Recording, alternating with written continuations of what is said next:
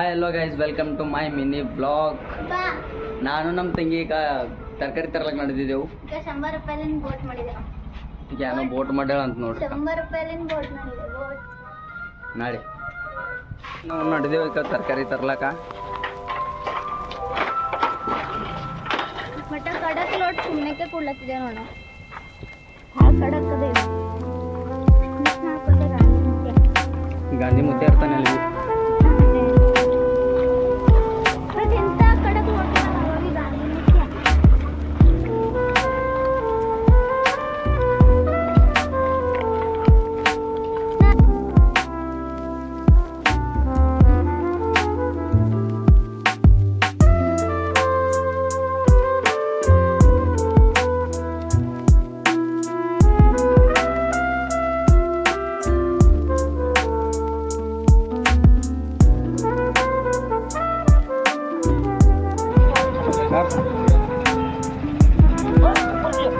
ತರಕಾರಿ ತಗೊಂಡು ತರಕಾರಿ ಬೇಕಾ ತರಕಾರಿ ಮಾರ್ಲಕ್ಕೆ ಹೋಗಿ ಸುಮ್ಮನೆ. ಗೈಸ್ ಯಮ XL100 ನೋಡ್ರಿ ಹಂಗೊಂದು ಡ್ರೈವಿಂಗ್ ಮಾಡ್ಬೋದು.